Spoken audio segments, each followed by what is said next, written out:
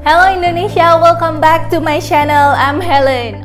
So, jadi kemarin waktu aku membuat video yang sebelumnya yaitu tentang ketakutan, aku bertanya kepada diri saya sendiri, Helen, apa sih yang paling kamu takutin? Dan ternyata jawabannya adalah public speaking. I know ini terdengar sangat aneh gitu ya, karena mungkin kalian lihat dan Helen kan kamu ngomongnya lancar banget, kok bisa sih takut dengan public speaking? Oke, sebelum aku mulai ini aku mau cerita sesuatu dulu. Ada seseorang dia bilang bahwa ada sebuah survei yang menanyakan apa sih ketakutan orang yang nomor satu, dan ternyata tahu nggak? Kematian itu ada di nomor 2. Nomor 1 itu adalah public speaking, berbicara di depan umum. Dahsyat nggak? Jadi si Jerry, orang itu dia bilang bahwa, well, waktu nanti kita ada di funeral home, waktu kita sedang berkabung gitu ya, dan kan biasa tuh ada tuh ya, orang yang meninggal terus ada orang yang ngomong gitu. Lebih banyak orang memilih untuk berada di dalam kotak itu daripada berdiri di depan dan ngomong di publik. Anyway, it's just a joke. Tapi aku berasa bahwa itu bener banget ya. Ketakutan banyak sekali orang itu adalah berbicara di depan umum. Aku inget banget dulu waktu aku kuliah, kan ada kerja kelompok, lalu kan harus presentasi ke depan. Itu aku pasti selalu memilih untuk orang yang kalau bisa nggak ngomong gitu ya. Kalau bisa seluruh kerjaan aku kerjaan sendiri deh gitu. Yang penting aku nggak ngomong ke depan. Tapi ya of course not, karena everybody have to go to the front, right? Nah, terus waktu akhirnya aku kesini gitu ya, aku join Robert Powell lah, aku join segala macam hanya supaya memaksakan diri aku untuk berani aja ngomong di depan. Dan biasanya you know what, waktu maju ke depan nggak ada yang diomongin, ya nggak? Tiba-tiba semuanya kayak evaporate aja, semuanya kayak menguap aja, udah nggak tahu berdiri gitu kan, mematung, nggak tahu mau ngomong apa, jadi kebingungan sendiri. That is me, ya, berapa tahun yang lalu. Aku beruntung banget aku berada di satu komunitas namanya FFG. Ini orang-orangnya tuh bener-bener positif semua, makanya aku nggak bisa berhenti ngomong tentang betapa lingkungan kita itu membentuk kita.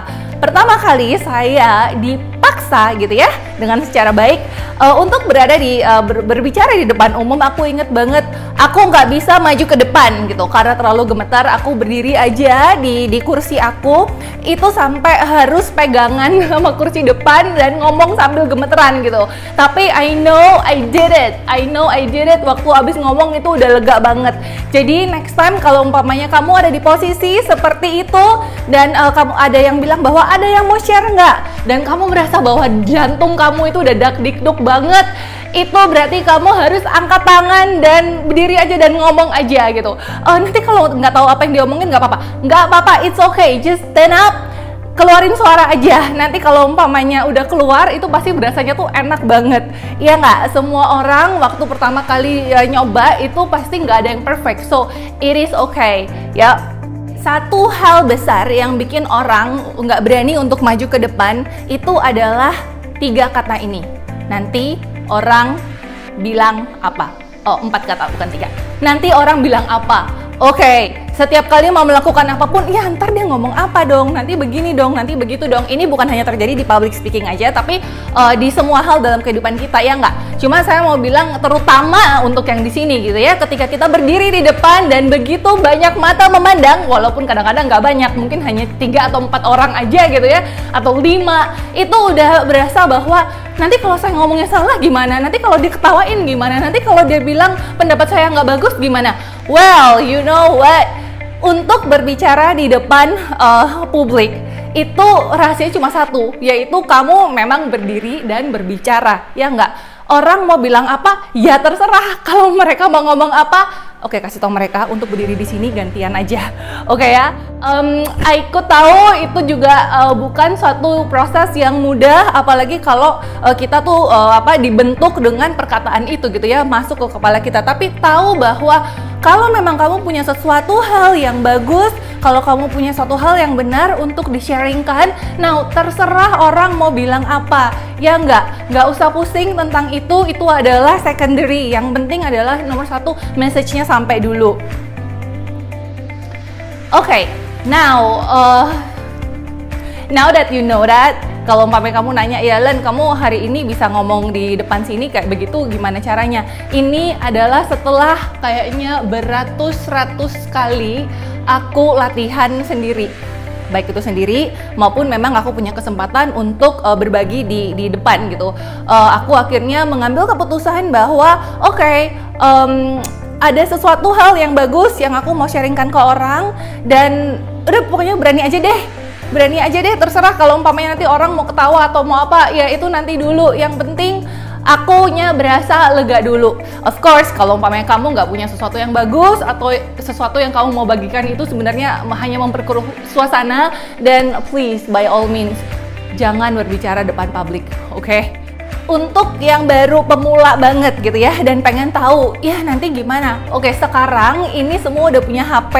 Keren banget kalau dulu orang saranin untuk berbicara aja di depan cermin gitu ya. Tapi kan mungkin berasa mungkin kadang-kadang aneh. Oke, now you have a cell phone, pakai handphonemu aja, berbicara di situ, di record aja, di rekam, dan nanti bisa latihan dari situ. Yang penting adalah mulai aja, pencet. Kalaupun kamu malu sama orang lain, at least kamu sendiri nonton. Kalau umpamanya begitu, kalau berasa udah oh ya, I think I'm okay, dan kasih tunjuk ke keluargamu atau kasih tunjuk ke teman-teman kamu yang kamu tahu akan mensupport kamu. Intinya adalah kamu harus bangun confidence-nya kamu harus bangun rasa percaya dirinya kamu. Oke? So, kamu udah tahu tips-tipsnya. Nah, sekarang praktek. Jadi, waktu setiap kali ada acara ulang tahun, setiap kali ada acara apapun, pertemuan gitu ya, dan kamu adalah orang tua dari anak, atau kamu adalah anak dari orang tua, atau apapun, intinya adalah kalau memang itu adalah bagiannya kamu untuk berdiri dan berbicara, do it. Jangan karena enggak gini ya, ada yang ulang tahun gitu, orang tua ulang tahun, dan kita jadi takut gitu kan, nggak berani ngucapin terima kasih kepada tamu atau apapun lah, selamat datang kepada tamu, karena malu, karena emang nggak biasanya ngomong depan. Aku cuma mau bilang just do it. Lakukan aja. Keluarga kamu atau siapapun yang sedang mengadakan acaranya itu pasti akan jauh lebih bahagia banget kalau kata-katanya itu terucapkan dari anaknya atau dari orang tuanya, dan bukan dari orang lain yang memang udah jago. Kalian tahu saya dari Kupang. Di Kupang ini ada orang yang khusus, yang biasanya kalau umpamanya mau nikahan atau ada acara, itu pasti khusus diundang untuk menjadi pembicara untuk keluarga. Well, of course itu bakal bagus banget, aku tahu, dan itu udah perfect banget. Dia tahu segala macam yang dia harus ngomong. Cuma buat aku, kalau umpamanya aku adalah tamunya atau aku adalah bagian dari keluarganya, aku akan jauh lebih appreciate, dan aku akan jauh lebih happy banget kalau yang ngomong adalah keluarganya sendiri. Oke? Jadi setiap ada kesempatan untuk berbicara depan umum, lakukan aja. Sekarang semua orang punya sosial media, kamu punya Instagram, kamu punya Facebook, kamu punya apapun, punya WhatsApp group. Bikin aja videomu, taruh aja di situ. I know kadang-kadang sucks, waktu nanti nggak ada yang lihat, nggak ada yang komen, nggak ada yang like, nggak ada yang anything, but it's okay. Semua orang harus melewati prosesnya. Semua orang harus ngelewatin bagian situnya. Nggak ada yang perfect the first time. Atau mungkin the first 100 kali pertama juga. Nggak ada yang perfect. Tapi kalau kamu udah lakukan itu terus menerus, yang penting adalah disiplin, konsisten, lakukan aja, latihan aja terus tiap hari, and you are going to get there.